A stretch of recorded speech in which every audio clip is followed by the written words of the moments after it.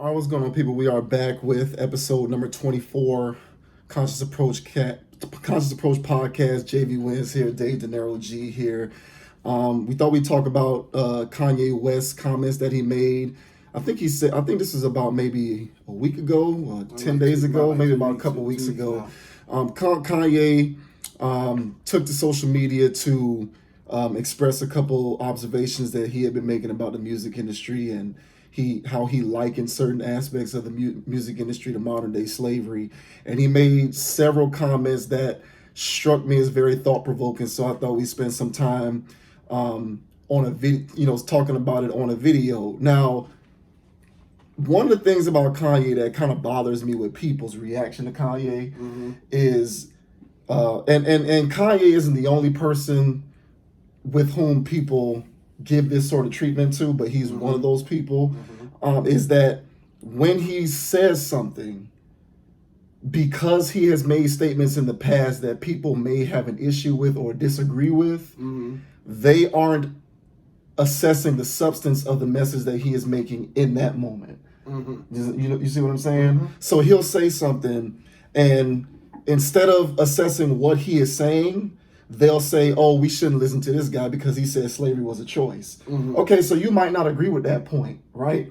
But what about what he's saying right now? So you want to completely disqualify things that he has to say in the moment because he said things in the past that you don't agree with.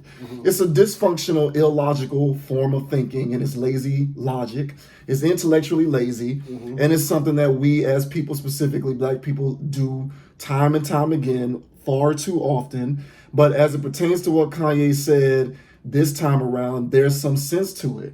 And people really do need to listen because it ties into the level of social distress that Black people still find themselves in today. And I think that that's the point of it all. And until we start to get it, none of this other stuff that we're doing is going to matter. So I just wanted to read a couple of the tweets that he wrote real quick because these were the ones to me that kind of struck me as like people need to listen to this and stop worrying about what he said in the past that bother you, so that you get triggered so emotionally that you just want to not talk about what he's saying and just say, oh, we should listen to him because, and that crazy thing bothers me too. You automatically want to default to calling somebody crazy instead of assessing what he's saying. So at first he put a video on Twitter where he was pissing on his Grammy. So I thought that was funny. Just because, I mean, it just kind of struck me as it was interesting to kind of think about it in terms of Kanye's transition as a human being, because when he first came out, that was a big deal to him. That's a big deal. A lot of artists, right? Grammys, right? The Grammys, yeah, you say, it's just a Grammy, and like. But when he first was out, the Grammy was something that was important to him, right? And now he's putting it in the toilet and pissing on it. So in addition to when he was peeing on his Grammy, and amongst many other things, he said, we are supporting other people's kids. We could spend our whole life in the music industry, but our kids got to go work for another company when they grow up. Facts. We've gotten comfortable with not having what we deserve. They allow us to have a little money from touring, get some gold chains, some alcohol, some girls, and fake numbers that feed our egos, but we don't own our own masters. Facts. And it just goes on and on. Well, here's another one here. I'm not gonna waste too much time reading these tweets, but people need to hear this stuff, man.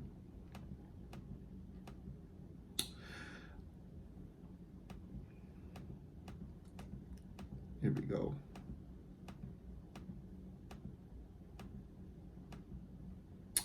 I know a lot of musicians are not allowed to say anything, but I can't be muted or canceled. So I'm going to say everything as always. I am the only person who can speak on this because I made multi-billions outside of music. No musicians make billions inside of music. I am going to change this. And this was the last two to me were just like, icing on the cake. Yeah, and I don't know, man. It's just the way that we treat Kanye to me is disturbing sometimes. Well, that's my favorite artist all the time. So I've been rocking with Kanye from day one. So then he says, we sat back and watched Nick Cannon get canceled, and we got to play ball in the bubble with Black Lives Matter on our backs. Brothers, let's stand together for real. There is no NBA or music industry without black people. Fair contracts matter, and here's the biggest point: ownership matters. Ownership matters. Ownership. And then this the last one. This is the last one here, and it came towards the end, but this was the one. I think this is the one where he kind of invokes slavery, and I think because he said the whole thing about slavery not being a choice, and what he said about Harriet Tubman, people kind of they look at it and they say, and they want to disqualify it because he said something about slavery being a choice. I forgive everyone from the music industry that is involved with modern day slavery. Vengeance is only the Lord's. So, those were some of the things that he said. And I mean, before I get into what I have to say about those comments specifically, what did you think about what he said? I mean, everything he said to me, it makes sense and it's facts and it's truth. But I think, like you said, we discuss this all the time. And I think, especially amongst the black community, we're only receptive to things that we're comfortable with. And, we, for a long time, we just been comfortable with, like you said, not having ownership. We've been comfortable with, with, like he said, the cars, the jewels, the clothes, like those things we tend to hold on more to than any other community as, like you said, symbol of success or boosting our egos or allowing us to feel like we made it. And, when you listen to what he said, you got people who got 10, 5, 6, 7 chains on. You say you bought a Wraith, you buy these cars, but at the end of the day, like you said, these tracks are getting sold. Music is being made off this.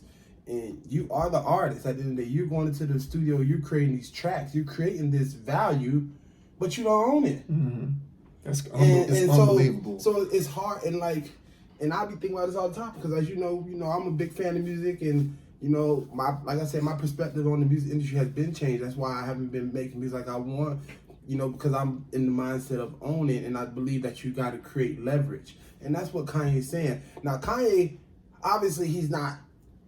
A lot of people are like, what do you want to call it, educated or maybe, I don't know, acclimated enough to say what he really wants to say because, like you say, he didn't go to school for it. So, he might. He's just not as articulate as somebody else. But basically, that's what he's saying. We need to create leverage because all these other companies that are big time companies, these record industries or these Fortune 500, all of them majority of them are not African, black owned, and they have all the leverage. Microsoft has all the leverage. Apple has all the leverage. You know what I mean? They create the product, and then they hire who they want, and they set whatever tones and regulations and prices that they see fit for them. And when it comes to artists, and to this day, I don't understand for all these guys who rap and all these people who do music. Why are people even still looking to be signed? Why do you need like a record label, especially in 2020, to sign you?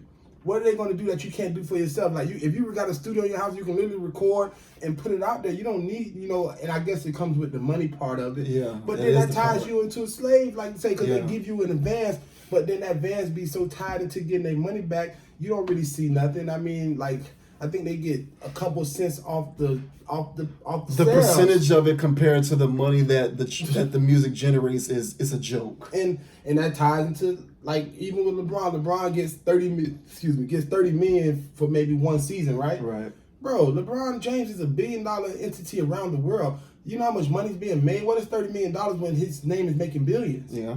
You know what I mean? Yeah. And so what Kanye's saying is true and it's facts, but it's just what everybody, like you say, it's all mindset. And I guess now he's been around in the industry long enough and he is older, so he's kind of seeing things a little different. Yeah. And, so he's trying to speak on things that he knows. Like you say, we need to come together more. We need to focus more on ownership, creating the leverage and having the last say so. Because like you said, when I watched Wild 'N Out the other day, some of them old shows and Nick Cannon, I genuinely like that show. I don't watch it like that, but I like the show. It's a good show. But now when I watch it, it's crazy because before this Nick Cannon thing happened, the whole perception was like Nick Cannon was the damn muscle behind the train, and he got canceled. Well, no, the thing is, he is the creative muscle behind the train, but he doesn't own Viacom. He don't own CBS.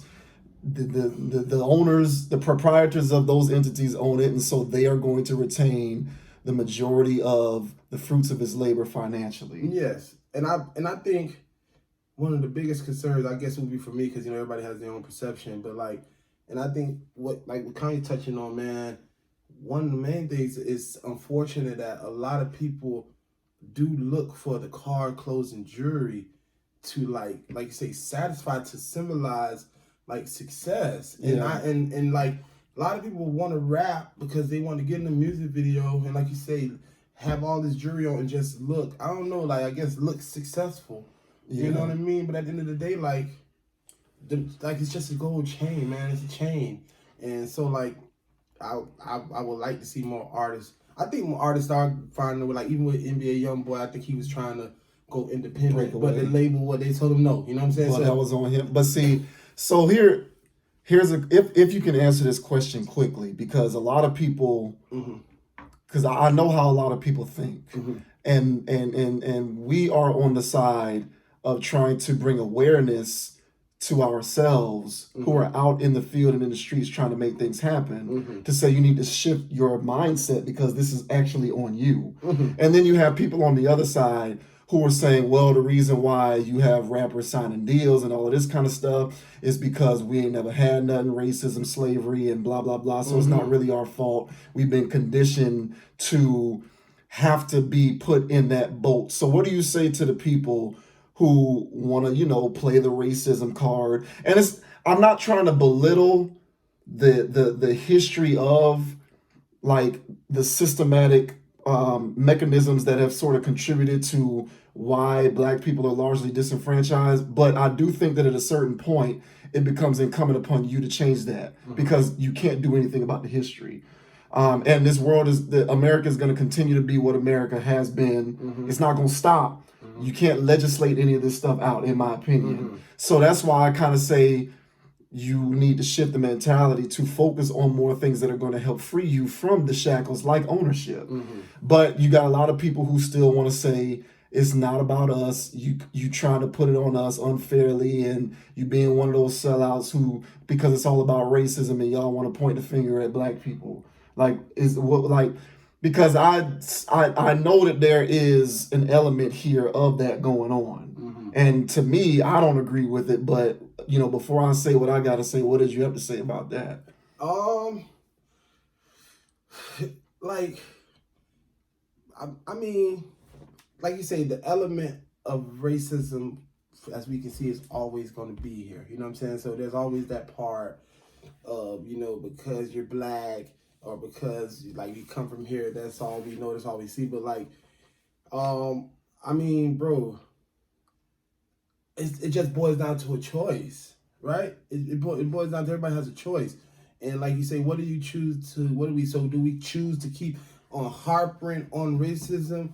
Because like you said, we've been harping these same songs since the early 1900s when all this happened. Like we still drawing back on, people still getting upset in 2020 about what Harriet Tubman did however many years ago. And like, obviously, yes, that's monumental in history, is an important part. But we have to admit to ourselves that we are so far removed from that part of, you know what I mean? So it's like, when do we stop harping on all these old emotions that only tend to get us riled up? And like you say, just shift your mindset. Because now we have a track history. You have history. We got all this stuff to look, and you can look and see what's wrong and what's affecting you, and you can choose to do some things different. Yeah, I think that at a certain point, as an individual and then collectively as a people, you just reach a point where you become old enough to gain the wherewithal to reach a level of consciousness that allows you to shift your mentality and your priorities to focus on things that can free you, that can remove you from some of the you know, oppressive, some of that can remove you from the oppressiveness that you've been subjected to at that point. And so, just to make a long story short, I just think it becomes incumbent upon you as the individual and as the person and as us as people to stop thinking about that stuff because you can't change the history of it. I mean, and I'll say this, I just thought like, and so like, back in slavery, when they said you had quote unquote whatever, the house nigga, right? Yeah. Or the people the ones who were, would tell on another slave or be willing to work in the house and do other things that didn't make them feel like they were slaves for maybe some juice, some tea, sandwiches, you know what I mean? And I think in a sense that's kind of the same thing now, because when we are oppressed, a lot of us, there's still a lot of oppression going on, but we are satisfied with the cars, the clothes, and the jewelry. And so as long as you can get that, you're not really focused on your oppressed. You're just happy to get that because that seems to make you feel like you're not as oppressed. Well, yes. Those things, those items, which are assets that don't appreciate in value over time. They depreciate as soon as you purchase them.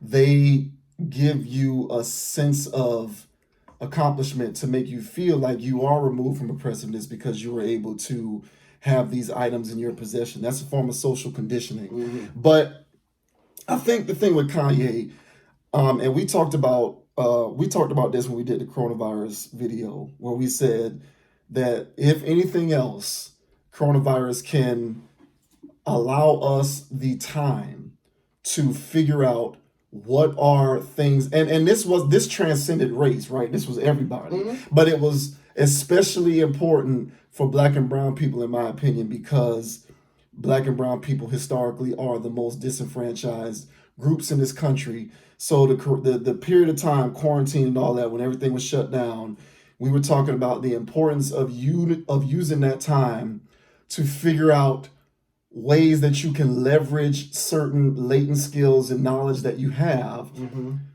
so that you can become the bearer of your own finances, so that you can own the means by which you produce your finances, so that eventually, at some point in the future, you can live a life in which you are not dependent upon a check writer.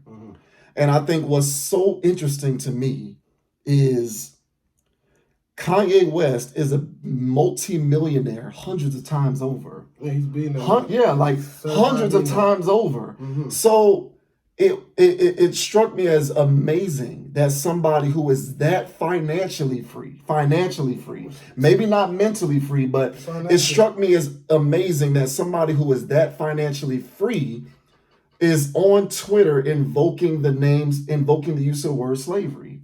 So and I was watching another video, a guy who's a YouTuber by the name of Jada Black. He was talking about the Cardi B situation with Cardi B doing the interview with Joe Biden on YouTube and all that. And he was saying, listen, man, by all appearances, she has money, right? Because how much money does she really have? She filing for divorce, trying to get spousal support. But that's a whole nother issue. The thing is, by all appearances, as an artist who by today's standards is successful, she's somebody who one would imagine is certainly more financially free than most.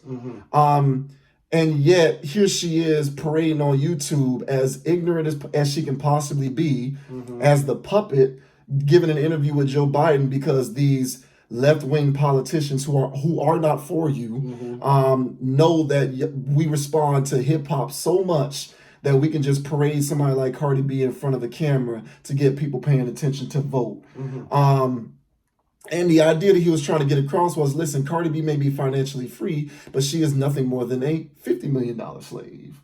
So you have a lot of us out here who, because we are tethered to these entities who tell us where to go, how to dress, what to think, what to say, but they're willing to pay us a lot of money for it, only because as a $1 billion corporation, they're making billions off of your work. You can walk around somebody who's a $50 million proverbial slave. And what struck me as amazing is if Kanye West, somebody who is unplugged from the matrix, if you will, right? He's blue pill. No, he's red pill. And he thinks for himself, and he doesn't subject himself to groupthink mentality. And he is a damn near billionaire, multi-millionaire, hundreds of times over, can invoke the use of the word slavery. Then what is the black person working a 9 to 5 doing? We slaves. What is the black person who's working at Walmart doing? Slave. What is the black person who's in the Popeye's kitchen doing? Slavery. What is the black person at Zaxby's doing? Slaving. And I don't know the last time that you've been to a Popeyes or to a Zaxby's or to a Hungry Howie's or a McDonald's or you know what I'm saying, Walmart or any of these places. What are the people who are working in these organizations look like?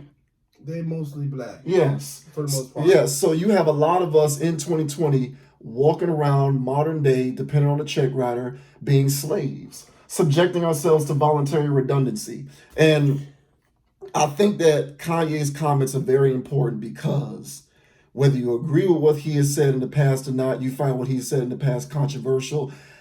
You know, I don't want to get into a lot of that. A lot of what he said in the past, in my opinion, wasn't that far out of bounds, but we get so triggered whenever you go against the grain and want to say something that might be a little contrarian to the notion of the traditional sense of what we believe slavery to be. So because we all want to think the same thing, someone says something that's a little outside the box to that, you want to attack that person.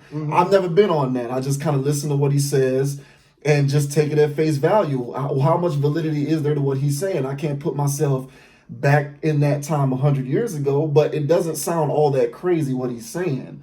But in terms of this right here, when he's talking about ownership and when he's talking about releasing ourselves from the shackles of what I would also categorize as modern day slavery, it won't change. Like, our status as disenfranchised people, I don't care how many days we march in the streets. I don't care how many NBA players say Black Lives Matter. I don't care how many times we are protesting, talking about justice for this unfortunate tragedy and this person who got shot by police. I don't care how many times we see any of this. None of that is going to stop until collectively as individuals we say, how do I shift my priorities to how do I encompass an overall mindset that is going to put me in position so that one day I am the one who is in control of my financial freedom, not the next person, not the 9 to 5 small business who, when coronavirus hits, the doors close and now I have no paycheck, or not the company that works off of client retainers who, when the client decides they don't want to retain the company's services, now you can't afford my salary anymore. Now I'm laid off from a job. How can I be removed from that? How do I prevent myself from being in a situation where I go to college for 6, 7, 8 years and I rack up $90,000 in student loan debt, but I go out here into the world making $45,000 a year, which is bullshit chump change. And now it's going to take me 30 or 40 years of constant saving in order for me to pay off that debt. Not to mention the other debt that I might have going on, whether it's student loan debt or maybe it's a mortgage that I got to pay or whatever the case may be. These are all facets of modern day slavery, in my opinion. And they are all facets of modern day slavery that find, by and large, mostly black people caught within that ecosystem existing instead of thriving.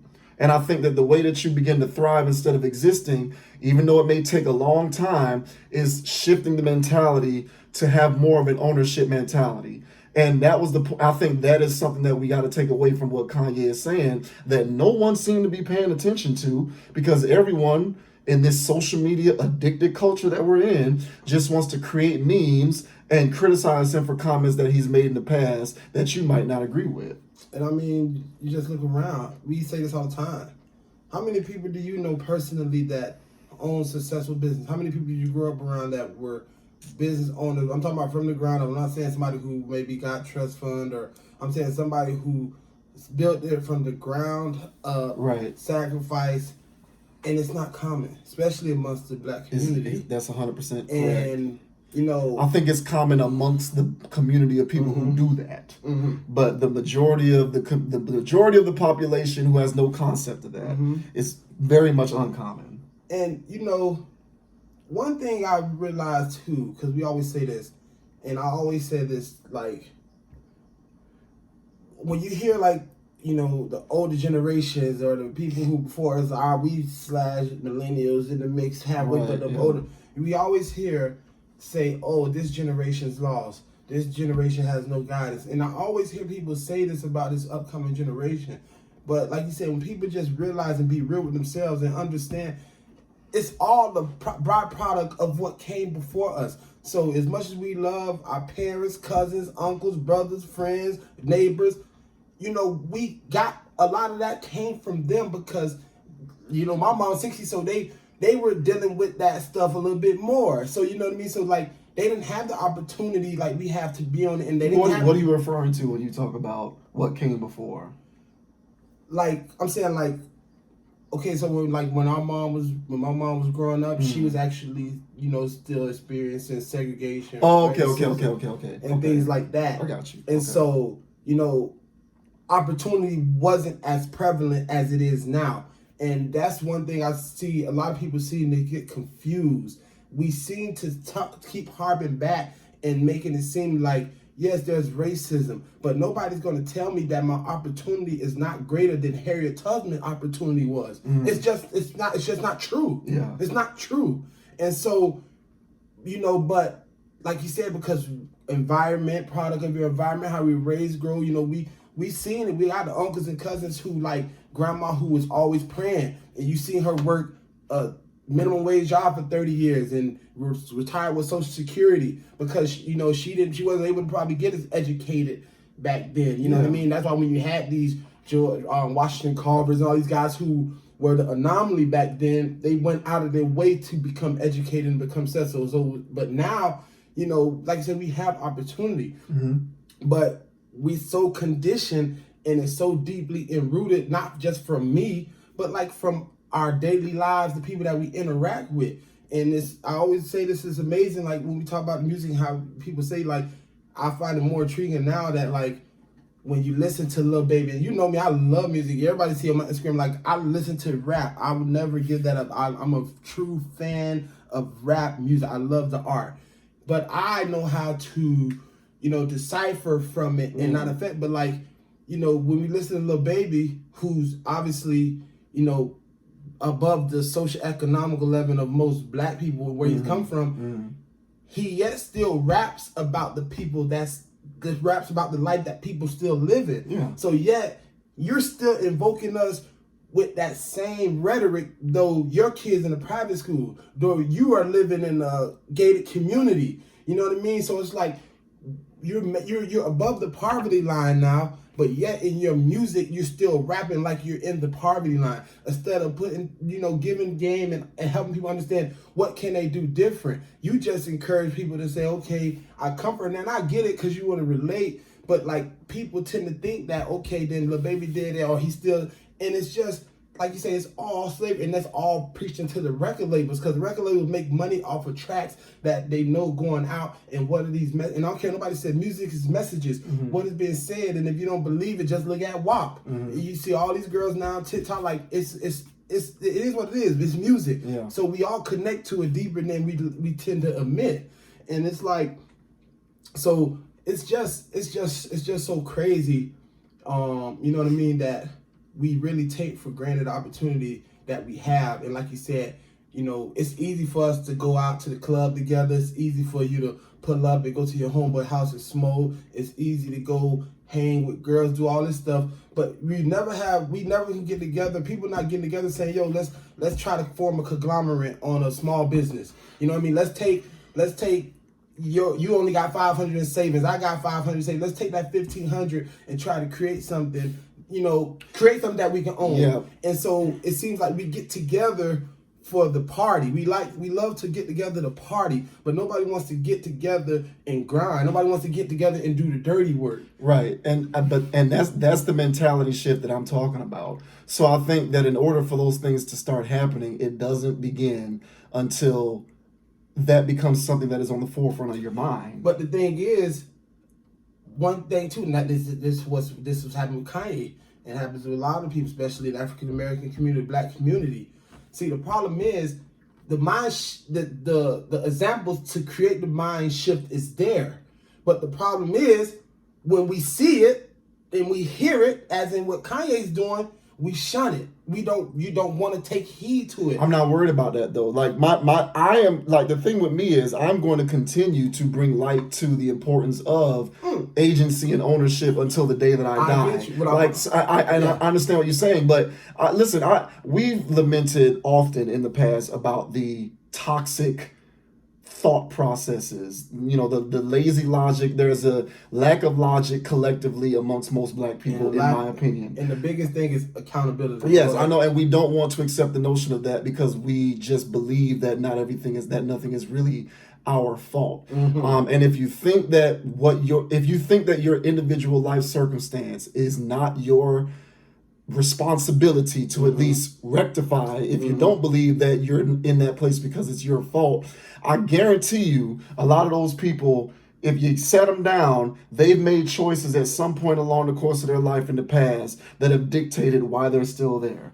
Whether that's having children out of wedlock, whether that is electing not to get an education, whatever the case may be, a lot of these things really do boil down to a matter of choice. And if you don't believe that those things are choices, then at that point, we're just at a philosophical impasse. Because I do think that while you might be environmentally predisposed to certain things in certain environments, certain neighborhoods, the advent of certain things like low-income housing or being in low-income neighborhoods or things like that, there is a certain point where you can become mature enough to institute changes in your daily life in terms of your behaviors and your habits that can lead eventually to you being free of those situations. I believe that. So if you don't agree with that, then we are just at an impasse, because I don't believe that you can continue to talk about the pre-existing conditions that got you there when you have the ability to change that for yourself once you acquire the knowledge, once you free yourself mentally, once you unplug from the system. So yeah, we do have a tendency to shun that type of messaging, but it is what it is. Like, for however long it takes, the notion of ownership is going to be something that we are going to have to embrace at some point, because like I said before, I don't care who gets voted in as president. I don't care what new laws get instituted. Like, policy changes are one thing, and it's very necessary. So, we can come up with all sorts of policies that stem the tide of mass incarceration of black people, and all of these other kind of things, no-knock warrants, all of these things that we're realizing now that from a policy standpoint need to get changed. But trust and believe, none of these policy changes, from what I see, are going to change black people's status as the most disproportionately disenfranchised group of people from a socioeconomic standpoint. Those policy changes aren't going to fix that. They're not. The only thing that's going to fix that is people collectively saying, I am going to figure out the means by which I can produce my own finances so that I can become financially free and remove myself from the environment that is oppressing me currently. And even if it's not you who institutes those changes for yourself, it's a win. It's a victory if that becomes your mindset, so that you can impart that wisdom to future generations, including children or people in your family, so that maybe they can take it to the next level. And maybe they can look into how I can go about becoming my own entrepreneur, my own business owner, my own tradesman, whatever the case may be. It's more than one way to skin a cat. But all of that stuff about what we shun and what we don't like to hear, all of that can get out, like, it's bull. Like, all of that can go by the wayside. If you don't want to be a part of making that change for yourself, then you can continue to stay there. And you'll be that same person who, maybe at the height of it, you can work 60 hours a week and maybe you'll make $65,000, $70,000 a year, but you're going to work like a dog your whole life. And that's the best case scenario. The other case scenarios are you're working minimum wage jobs at these modern day institutions of slavery, like these restaurant kitchens and these fast food kitchens and these retail chain store floors where you're stocking stuff on a shelf, but otherwise you're just effing off, not working. and not making changes in your life for the better. And nothing, yeah, go ahead. And you'll be there, you know. And so that's the range that you want to live in. I'm not going to live in that range. I'm going to live in the range out here where I'm focused on ownership, and I'm gonna listen to what somebody like a Kanye has to say, because there is merit to it. You know, like you said, what Harriet Tubman say, she freed 1,000 slaves, could have freed 1,000 more if only they knew they were slaves. And I think that's just strikes today. You know, a lot of people are oppressed, and it's not just black, but like you say, majority of it is black. We talked about it a lot. These are matters of economics. So they affect everyone, but they most disproportionately affect the groups of people who exist on the bottom tier of these economic ladders, which are people of color, mostly black people, but also brown people as well. But the thing is, how many people sit and tell themselves, man, I'm oppressed. I got to get out of this. We're comfortable.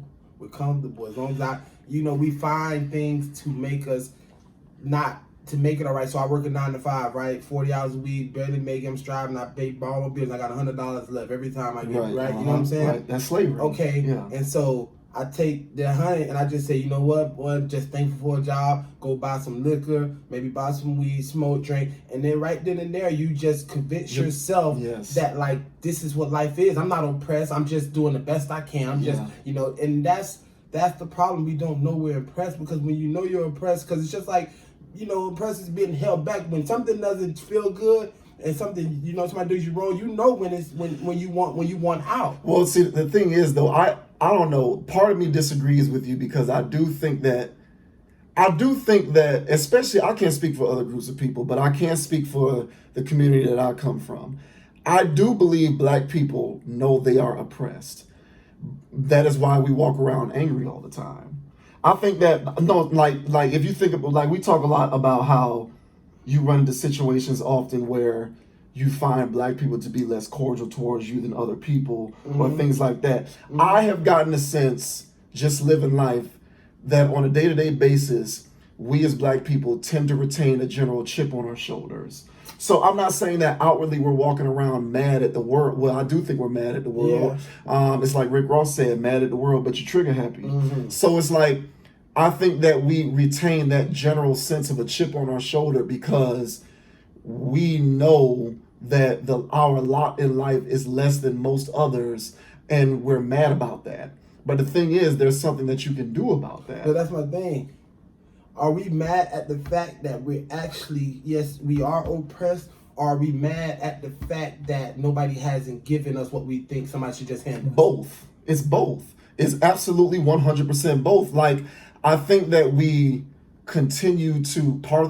partly continue to be in this state because we are looking for some form of a reparation, where it's like, I've been done wrong by you, therefore you need to give me something to right those wrongs.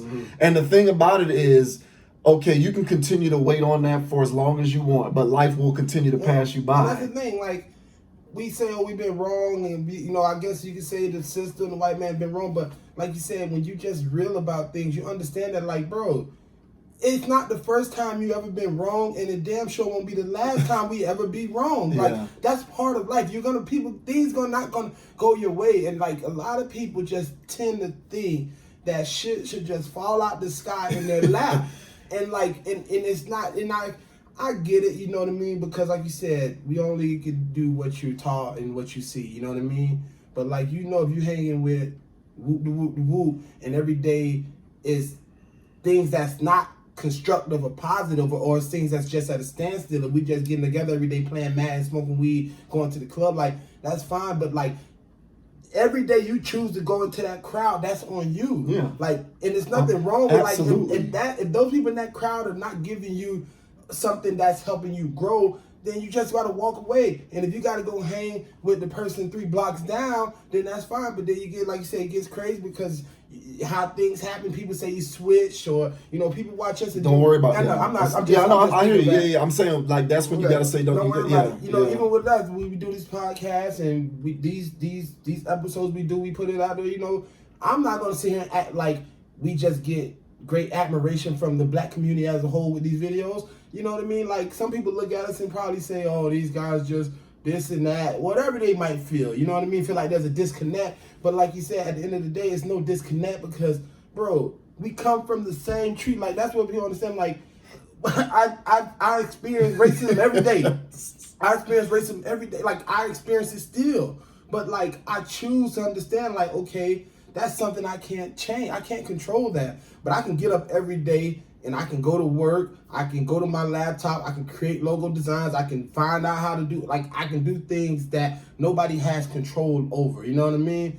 And so, like, and this as a whole, that's what really makes it crazy because, like you say, yes, for the black community, it's huge. But, like, it's for everybody. Like, there's so many people working 9 to 5s that we're all just, we're slaves because you go to these people, we go to these companies, we go to these places where the only thing they require us to come in and do is fill a quota per se. But nothing in this job, nothing that these jobs are allowing us to critical think. Nothing in these jobs are giving us opportunity or getting us to think, how can I create something else? You get shelled into the fact that I got to drop all these boxes and stock them day after day. And there's nothing about that that's, like you said, shifting your mindset. Yeah. So then you just get traumatized. You get whatever, hypnotized, and you just, like you say, you find yourself working over 20 years, and you say, well, I did this, and you know, unfortunately, the truth be told, you know, I was watching something today on YouTube, but I can't figure exactly what he said, but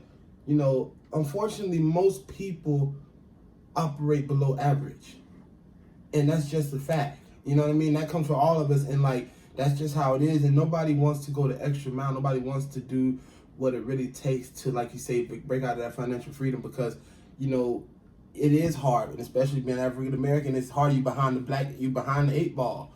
But like you said, what do you really want? Yeah, but the thing about it is, it's not about how hard it is. I know. I know it's extremely difficult. Like, I'm sitting here in front of this camera. I'm not trying to make it seem like what I'm saying is something that's going to be easy or overnight, but you can't even start the race until you put the shoes on. Period. And we haven't even put in the shoe. We haven't put the shoes on. We're still not even. I don't even know if we're driving up to the race yet. We still at the crib sitting on the couch. Like, we haven't started. And so, if you think that things are hard now, you haven't even begun to attempt to free yourself. That's where the actual hard part begins. But you have to start with being aware of what's going on around you and wanting it. You need to understand your value and know that when you walk into these jobs, when you clock in or when you receive that paycheck because they're paying you that salary, you're not making your dreams come true. You're making the company's dreams come true. You're making the owner's dreams come true, not yours.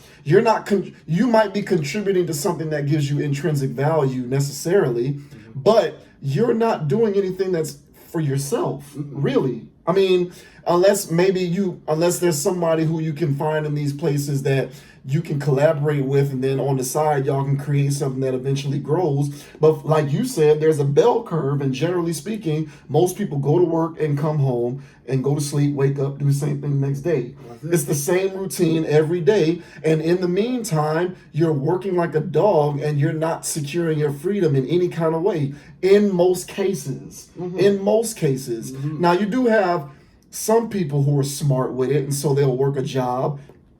It's like, I use the analogy where if you work for a TV station, you can work for that TV station for 10 or 15 years, but you need to have a 10 to 20 year plan on how you will go about creating your own TV station. But most people aren't necessarily doing that. You're just kind of existing. And the thing is, you have to understand that your contributions are being directly attributed to someone else's bottom line, not yours, and you're being paid pennies on the dollar juxtaposed to that contribution that you're making. And we don't get that. That's the part that we don't get. But I'm not gonna get mad and blame us. I am just trying to say, hey, listen to this, understand this, so that you can begin to start a process for yourself when you can come up out of that, just by shifting 1 or 2 things that you do on a daily basis in your life so that you can transition to something better. That's what it's about. It's not about blame or saying y'all ain't been doing this and y'all ain't in the right for that. It starts with an understanding. Now, where I will hold ultimate accountability or responsibility towards is people who do understand these things yet relent and decide that what they're doing is still good enough. That's the real, that's the real burden to bear, where I'm just like, okay, you just need to go away somewhere, sit in a corner and hide. But to people who just don't know because you're still plugged into the matrix, it's not necessarily about castigating blame. I'm not casting aspersions on anybody, but you need to understand what's going on in the world around you. And that understanding is what I think that understanding is most paramount, and listening to things like what Kanye has to say in this regard is important, because he is talking about the importance of becoming your own entity, so that you're not shackled down by these modern day institutions of slavery. And that's what people need to get, and we don't get that. People aren't getting that. No, we don't. And I don't. It's not kind of, but it's funny because I saw on Twitter today, somebody tweeted this morning. I saw, and they opened back up. So I guess Top Flight was open last night. And they was fighting, bro. I seen that. Yeah, like, nah. This is supposed to be a place where this is supposed to be like the growing up, right? And I think they relaxed on the age, because these be 25 and up, so it's like 21 and up now, right? And these are supposed to be a place where, like, we're supposed to be grown ups in here. We're supposed to be grown people. We're supposed to come out here, have a good time, drink, eat some food. But yet, I heard they was throwing chairs, doing all this kind of stuff. And they just reopened. Yeah. And like, I'm not, like I said, I'm not here to condemn, because I'll tell you quickly, like, I understand completely where it comes from, why it happens. But like you say, when do we start to see, like we can't even, like, say, can we just go out and, like, actually act like Black Lives Matter to us? Because we steady fighting, we steady do all these things, and that's kind of off a little bit, but I'm just saying, like you said, mindset. And so that's what gets frustrating with me about everything, because I'm with it. Like, I'm with all the Black Lives Matter, I'm with all the social injustice reforms and all that stuff. But, like, you cannot preach one thing if you're not going to hold yourself accountable. And that's what gets frustrating about it. Because I think as a collective whole, there is a little hypocritical factor behind this Black Lives Matter, all this stuff, that we're not holding accountable. And you know what I'm saying? So it's like we're saying one thing, but yet, like, we can't even go out and speak to each other on a consistent basis. Yeah. I mean, I don't know. I get frustrated about it as well. But listen, man, I think people need to understand the importance of, especially Black people. Like, we have to understand the importance of shifting the mentality so that we can transition. Like, you just got to free your mind at some point. You have to open yourself up to the notion that despite what may have happened, you are in full control of what your future is. And if you don't embrace that notion, then you will continue to be oppressed. And at that point, you'll be the one oppressing yourself, because you don't want to accept the responsibility of fixing it yourself. So at that point, you're your own oppressor. You're your own oppressor. And I don't care what nobody says. I don't care what anyone says about racism and slavery and all of that. No, at a certain point, you are your own oppressor. You just got to work to fix it. I mean, I would say, like I said, we talked about this, and the more it's going on, like we said, 2020, it's really been a year of exposure. And, like, as a whole, as collective, as the world we live in, you sit back and watch and realize, like, how many of us are really mentally enslaved. And you see it through, like you said, through the social media. And, like, we're not free thinkers. Nobody preaches free thinking. Nobody preaches think for yourself. You know what I mean? And it starts in family. Household. You got parents who say, do this and do that, do this and do that. And, like, we grow up having to listen to other people. You know what I mean? Rarely do people let kids, try to help them find their way, who they are. It's like, this is what you need to do. And then it's like, but that's not who I am. You know what I mean? But because society said I need to go to school, then I'm finding myself in school. But here I am. I got the creative gift to be drawing paintings, and I could probably be selling some of those or doing some things. But because it's looked upon as not like a reasonable way to actually maybe obtain success, which is like we say dumb because what is success? Like success. People think success is cars, clothes, and jewelry. That's not success. That's material. You know what I mean? Just because you got a nice car don't mean successful. You know what I mean? Like, and so it's just like I say, it's sad.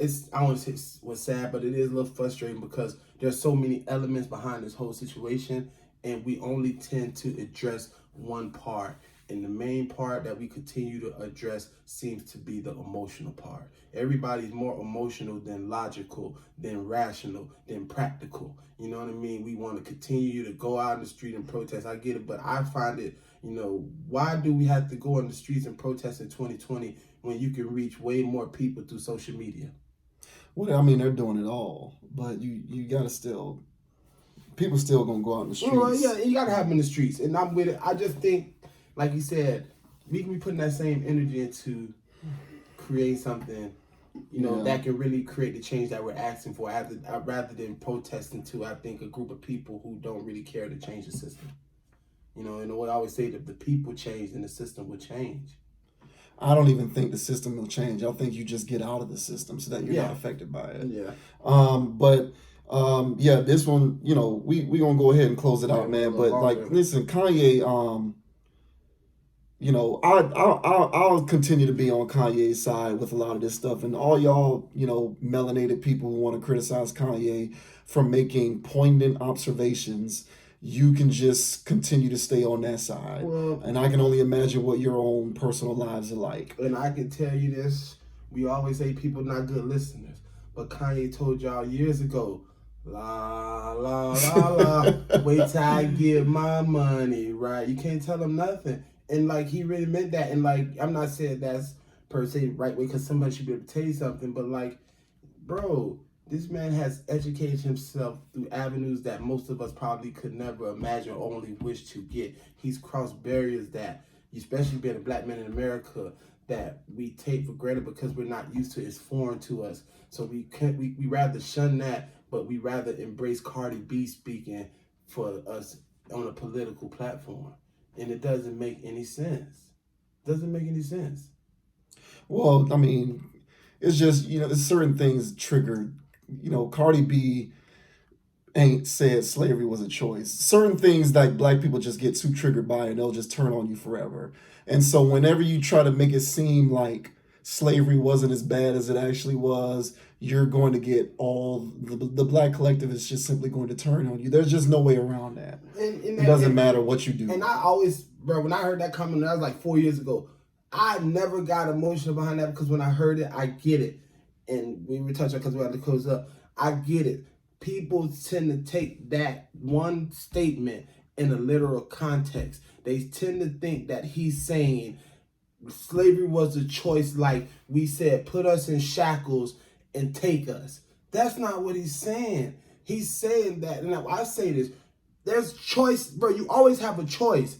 And with choices come consequences. That's just how it is. And it's just no different than working a 9 to 5, like we say, these slave ships.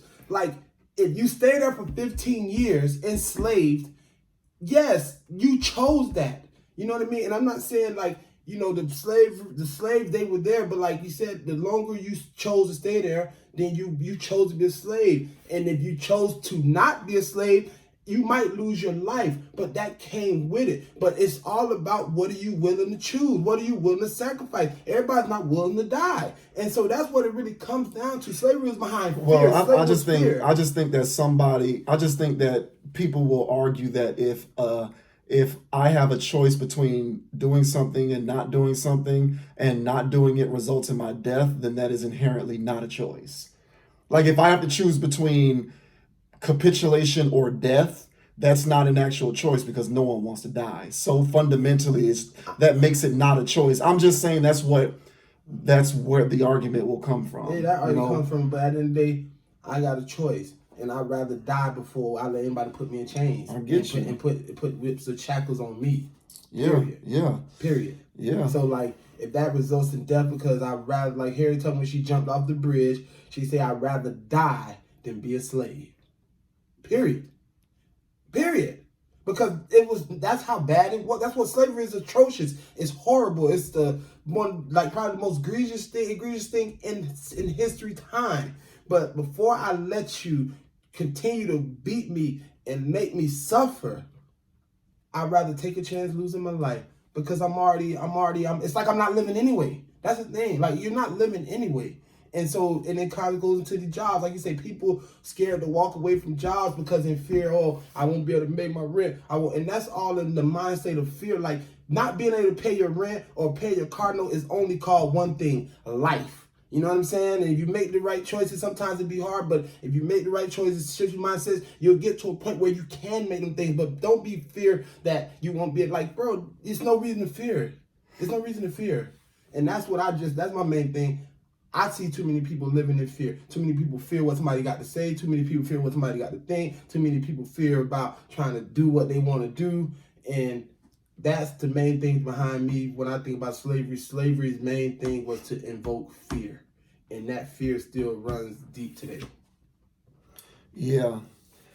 Yeah. We're gonna go ahead and close that out, man. I think the importance is that, and I've said it before, so I just feel like I'm just repeating myself, but it is what it is. Um, you know, the fight for social injustice is one thing, and it looks cute for TV, and everybody's all in the streets with shirts and all of that crap.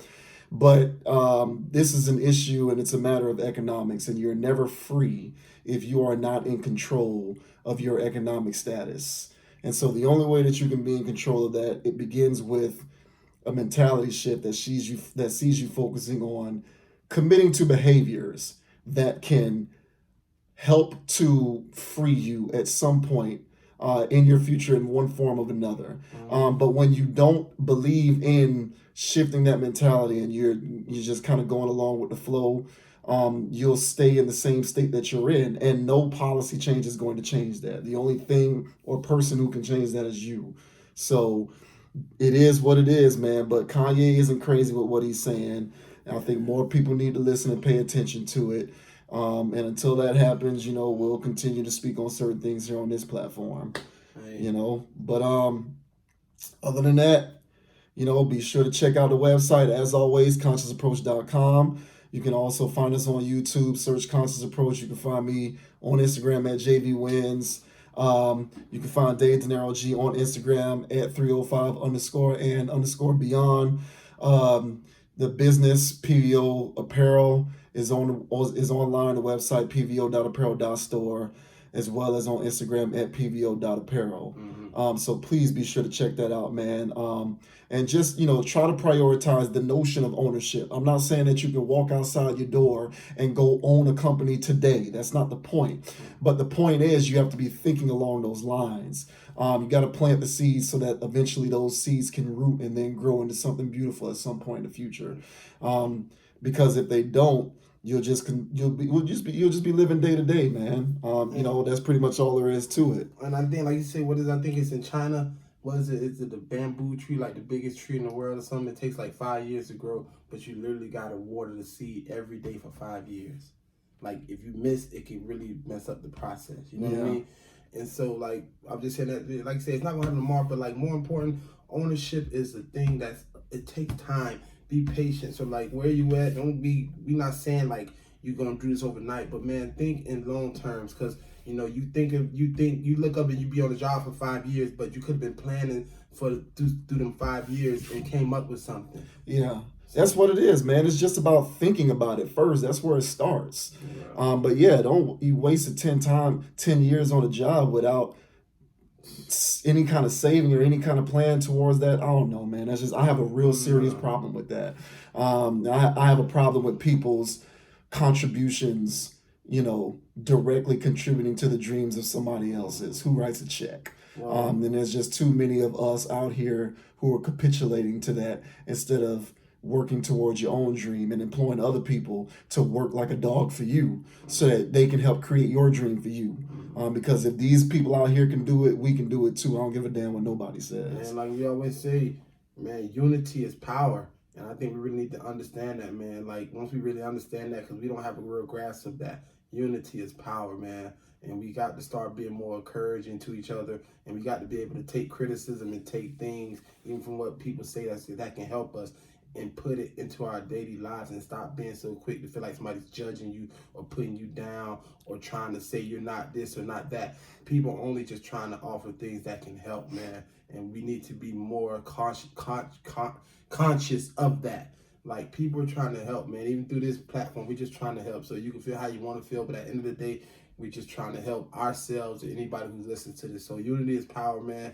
And if it's Black Lives Matter, then y'all need to really understand unity is going to have to be your ultimate power if Black Lives Matter is going to make a real change. Yep, yeah, yep. And on that notion, man, we will catch you next time. But until then, please be logical. Please keep it logical, people. And we'll see you later. This episode is out. So we out. Peace. Peace.